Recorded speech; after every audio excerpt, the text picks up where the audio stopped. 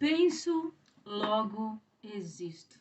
Você se recorda dessa frase, de já tê-la ouvido em algum lugar? Pois é, hoje eu quero falar com você sobre Descartes. Você que está precisando elaborar uma redação, que precisa de algum embasamento filosófico, sociológico, para dar aquela credibilidade na redação e acha tudo muito difícil. Esses filósofos, esses conceitos, essas teorias, que ali para mim é muito difícil.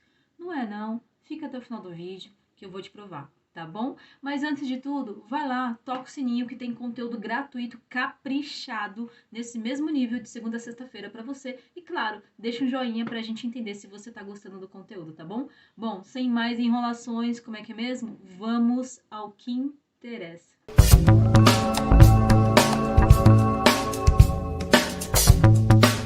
Bom, estava Descartes por volta de 1580, 1590, final do século XVI, mergulhado na Idade Média, onde os dogmas católicos principalmente permeavam a sociedade. Onde os dogmas católicos, dogma já está aí o conceito, né, não pode ser questionado, ele era basicamente a verdade pura da sociedade. Descartes olhou aquela realidade e falou: nossa, mas espera aí, esses dogmas têm alguns conceitos que eles são baseados na experiência do indivíduo. E a experiência do indivíduo, ela varia. Ela varia conforme idade, conforme religião, conforme região, conforme crenças, ela varia. Afinal de contas, eu falo tanto aqui sobre crenças, né, pessoal, quanto que elas variam de região para região. Se eu estivesse agora na Índia, eu não poderia terminar este vídeo e ir lanchar aquele belo hambúrguer de carne bovina. Obviamente, porque os bovinos são sagrados na Índia. Mas se eu estivesse na Índia, eu poderia claramente estar aqui contigo gravando esse vídeo e fazendo um lanchinho aqui com um hambúrguer de carne de cachorro, exatamente. Eu poderia estar lanchando aí um dog, literalmente um dog, não é nem um hot dog. Então, pessoal, Descartes olhou aquilo e falou: as crenças, elas variam. Então, para que todo e qualquer conhecimento científico ele tenha uma espécie de soberania, sabe? Ele vai ser o mesmo conceito aqui ou na Índia. Ele vai ser o mesmo conceito aqui ou na China, aqui ou nos Estados Unidos, numa economia socialista ou capitalista, não importa, ele vai ser o mesmo conceito. Eu vou criar aqui o método cartesiano, é isso aí. O método cartesiano é dividido em 4 etapas. E para que isso? Para que você saia dessa ideia dúbia, que varia um conceito conforme região, idade, poder aquisitivo, crença, cultura, ok? Então tome nota aí do primeiro passo desse método cartesiano. Ele olha e fala assim: olha, eu só conheço como verdade aquilo que ele vai ser único em variados conceitos, em variados lugares. O que você olhar, por exemplo, um conceito de Bhaskara, de função de segundo grau, as propriedades da divisão, você pode estudar essa mesma propriedade aqui ou na China, que vai ser a mesma. Isso para ele é um conceito. É quando eu só posso dar como verdade, como lei, aquilo que realmente é comprovado, independente das circunstâncias. Tome nota aí.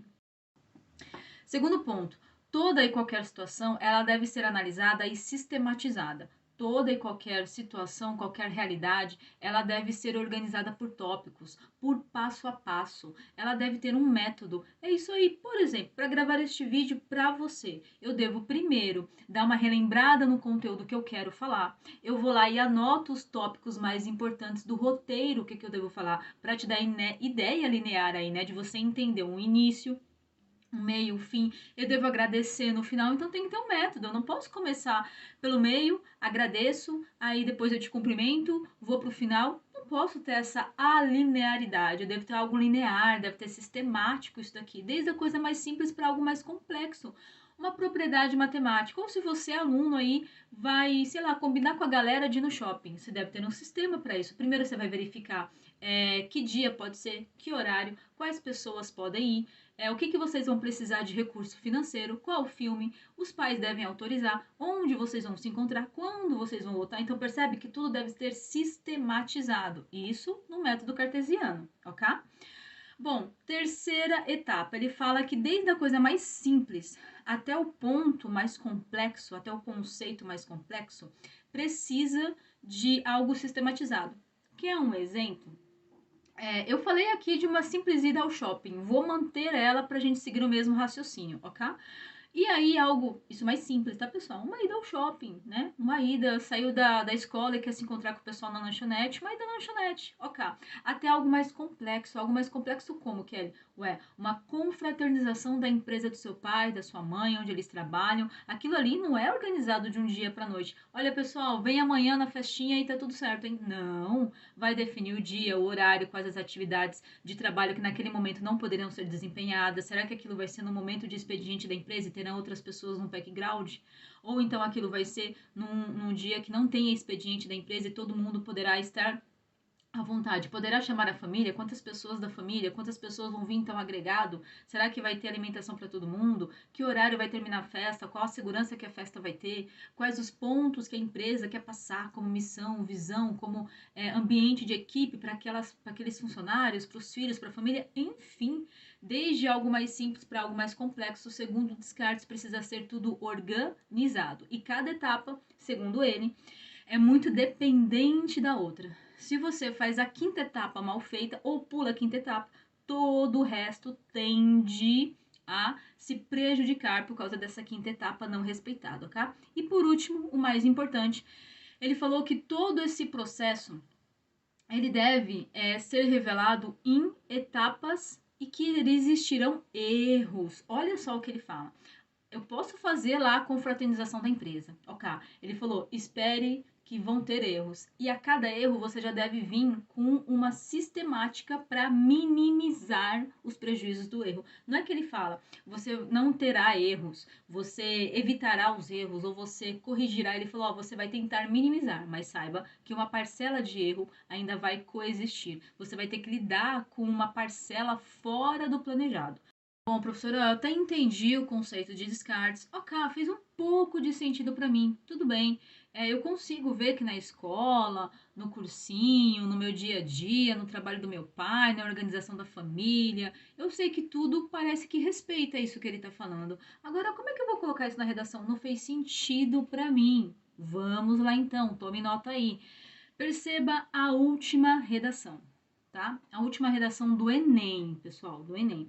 Era a questão das comunidades nativas no Brasil, né? Como que elas estão hoje em dia, o quanto que elas foram negligenciadas, por exemplo, o indígena, o afrodescendente, a população ribeirinha, a população que trabalha com extrativismo, vegetal mineral, as quebradoras de coco, enfim, aquela população nativa que iniciou ali a ocupação do território brasileiro.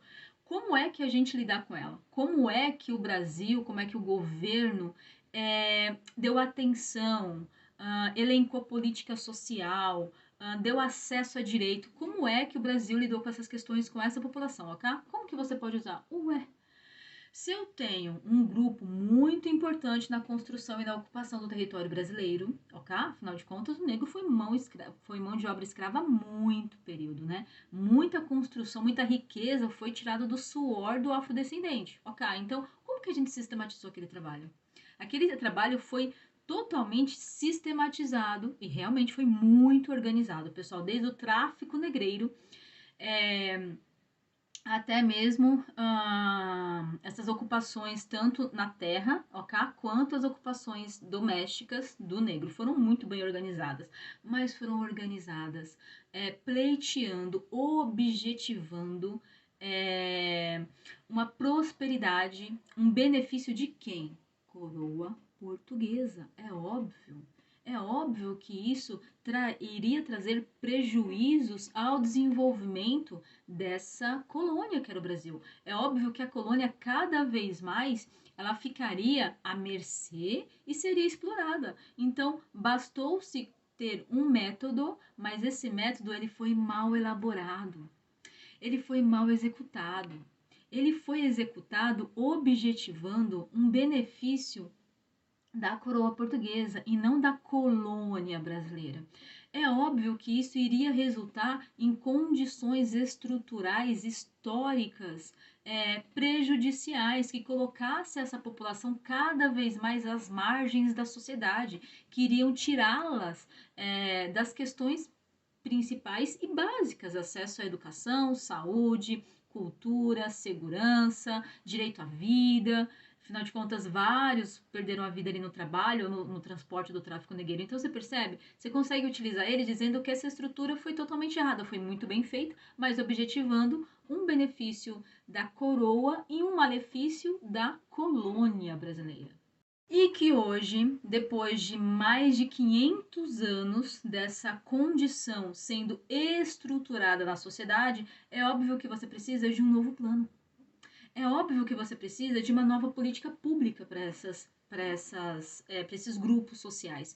É óbvio que você precisa, para um problema complexo, como diz o Descartes, você precisa de um plano também tão complexo. Ele fala que é impossível você resolver algo complexo de forma simples.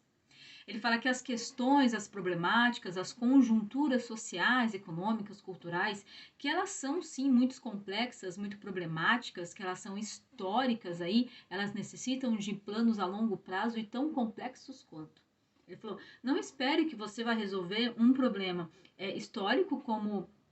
Quando eu falo marginalização, pessoal, na marginalização de crime, tá? De ficar às margens daquele cerne da sociedade, tá? Aquela sociedade que tem acesso, sim, à educação, à cultura, à segurança, à moradia, garantia de vida, acesso ao lazer, ok?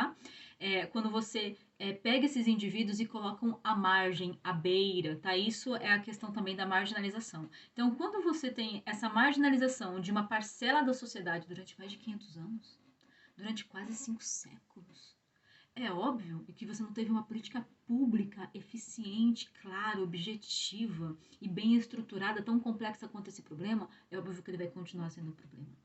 É óbvio que hoje, depois de 500 anos, você não consegue tratar isso sem um plano a longo prazo e que tenha aí braços tanto na questão econômica, quanto social, quanto educacional, quanto na saúde pública, que olhe, que analise, que dê voz e espaço para esse grupo social.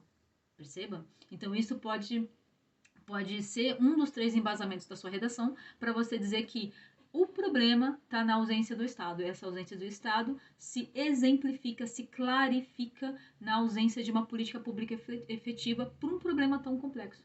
Pronto, você colocou Descartes na sua redação em 4 ou 5 linhas. Ok, pessoal? Por hoje é isso. Espero ter colaborado. Deixa aqui o seu comentário. Eu quero muito te ouvir se você já usou Descartes aí na sua redação. Se teve algum comentário, alguma ideia que te deu algum insight. Se você quer contribuir com o seu insight, com alguma ideia que você já colocou e que a gente não comentou por aqui. Pessoal, obrigada por hoje. Espero ter colaborado. E vai lá, gabarita essa redação.